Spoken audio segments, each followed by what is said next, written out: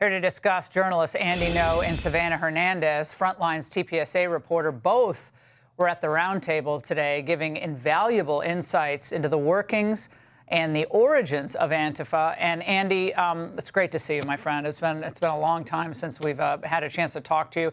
But how important is this moment now, given what happened to Charlie, the 2 assassination attempts on Trump, the ICE facilities, the attack on the Catholic students in Minneapolis? The list goes on and on. Yeah, the list goes really long. We don't have any more time to lose, and I think that's where earlier today I suggested that the DOJ could look at federal felony conspiracy charges. That was done in San Diego County last year, and that prosecutor successfully broke up an Antifa cell. The State Department can designate the international arms of Antifa as a foreign terrorist organization, FTO, and open individuals up to sanctions. Did you think, Savanah, and what you saw today, you had Bondi there, you had Patel, the president himself, they're serious?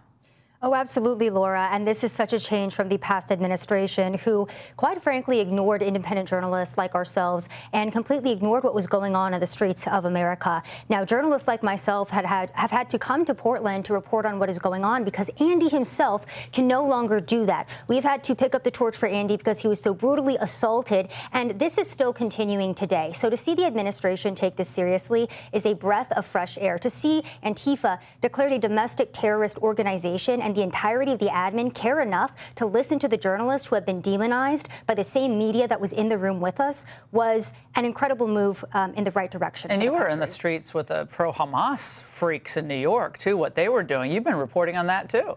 Oh, absolutely, Laura. And honestly, the average American is just so tired of being terrorized from both the West Coast to the East Coast of the nation. They want law, they want order. You have Americans who are begging for the National Guard because their state and local governments have completely abandoned them. Andy, you just heard those comments from Pritzker, Johnson about ICE, about the president. On Monday, he used the word Nazi again to describe President Trump and his administration.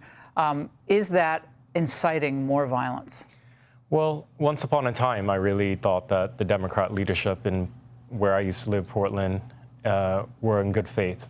Unfortunately, I've learned that Antifa quite often act as the shock troops for Democrats in office.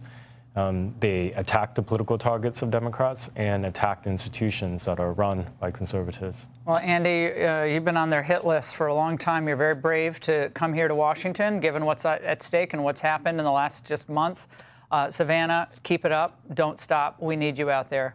We appreciate both of you. Thank you. Hey, Sean Hannity here. Hey, click here to subscribe to Fox News YouTube page and catch our hottest interviews and most compelling analysis. You will not get it anywhere else.